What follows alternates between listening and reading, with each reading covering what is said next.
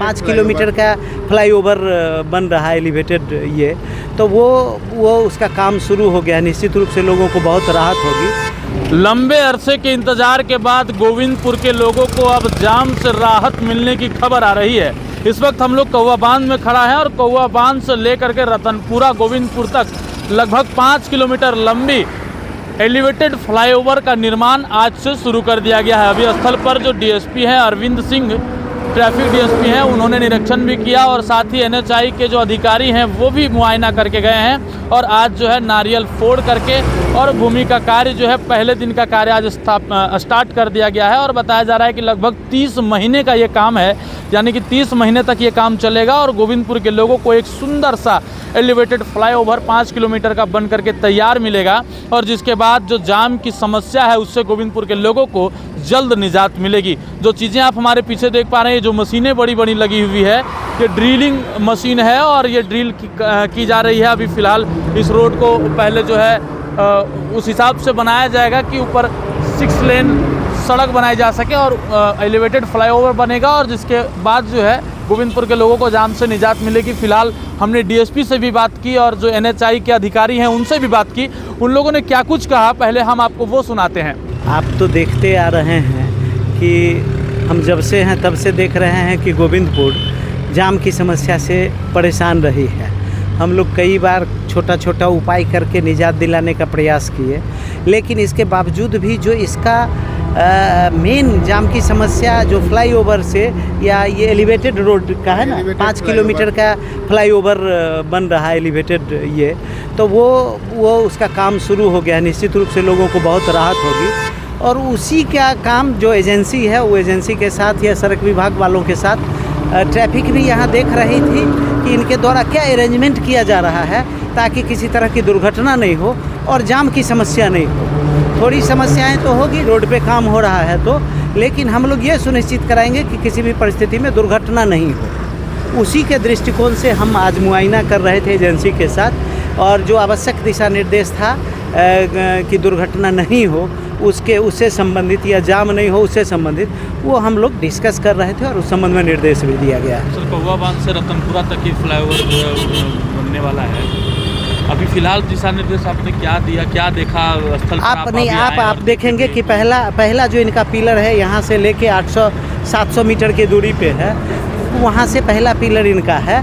तो ये कई चरणों में कर रहे हैं और ज़रूरी भी है, क्या है आगे पॉपुलेटेड डेंस इलाका है तो पहले इस जगह पे काम शुरू कर रहे हैं कि लोगों का माइंड सेट भी तैयार होगा और ये टाउनशिप से थोड़ा बाहर भी है कि यहाँ जो पिलरिंग का काम है वो पिलर का काम करेंगे प्रॉपरली। ये जो सीमेंट का बैरिकेड है या ये जो लगाना चाहेंगे उसको घेरने के लिए वो सब लगा रहे हैं। उसमें रेडियम लाइट लगाने की बात है, येलो ब्लिंकिंग लाइट लगाने की बात है ताकि दुर्घटना नहीं घट सके। रोड भी ब्लॉक होगा इस बीच काम में? नहीं, रोड बिल्कुल बाधित नहीं होगा, चूँकि ये जीटी रोड है तो बाधित नहीं होगा। उसी के लिए तो हम लोग डिस्कस कर रहे हैं।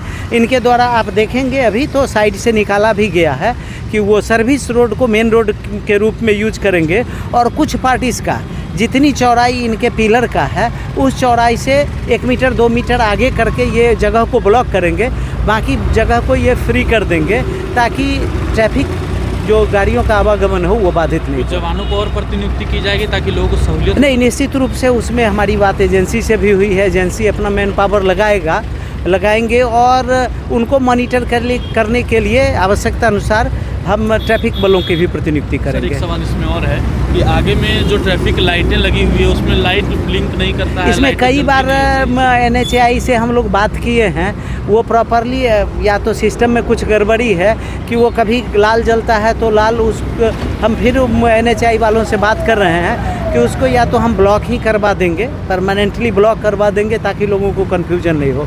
वो गड़बड़ी की शिकायत मिली है, 1-2 बार रिपेयरिंग भी हुआ है लेकिन फाइनली नहीं हो पाया है। हम लोग उसमें दिखवाते हैं। ठीक है, थैंक यू। ये आपका कितने चरणों में ये बनने वाला है और जाम के समस्या से गोविंदपुर के लोगों को कैसे निजात? ये तो एक साथ ही बनने, तो हम लोग इधर से स्टार्ट कर रहे हैं, इसीलिए मैंने गोविंदपुर छोड़ करके उसके पहले रंगरी तक का ये पहला स्टेप लिए हैं, लेकिन आस्ते आस्ते इधर से बढ़ जाएंगे हम लोग। कितना दिन का लगभग टारगेट है बनने का? ये 30 महीने का है पूरा कंप्लीट होने का। 5 किलोमीटर 30 महीने का। क्या इस बार नई टेक्नोलॉजी का यूज़ किया जा रहा है इसमें, ताकि लंबे समय तक जो है न्यूज़ में आए? ये मैंने नीचे तो रहेगी रास्ते, ऊपर में 6 लेन फ्लाईओवर होगा, सेंट्रल पियर यूज होगा और दोनों तरफ में 2 लेन इधर 2 लेन 3 लेन इधर 3 लेन इधर। कौन सी टेक्नोलॉजी का यूज़ आप लोग कर रहे हैं सर? टेक्नोलॉजी तो हो ही रहा है, अपग्रेडेशन तो सब समय हो ही रहा है।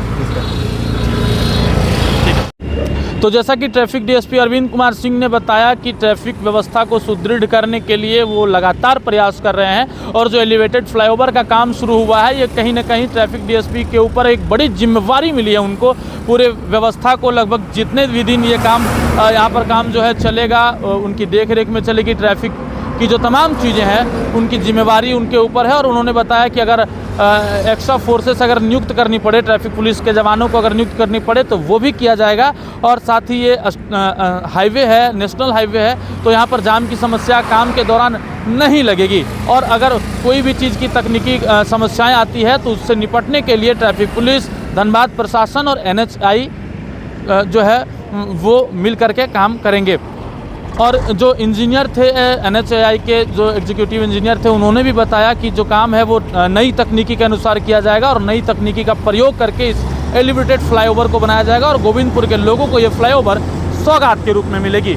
फिलहाल इस फ्लाईओवर को लेकर के अन्य अधिक अपडेट्स हम आपको और भी देंगे, उसके लिए आपको जुड़े रहना पड़ेगा 11 स्टॉप्स के साथ। पल पल की खबरों का अपडेट जो एलिवेटेड फ्लाईओवर बन रहा है उसका हम आपको देते रहेंगे। फिलहाल मिलते हैं फिर किसी अन्य खबरों के साथ। सहयोगी रोशन के साथ प्रभात रंजन, 11 स्टॉप्स, धनबाद।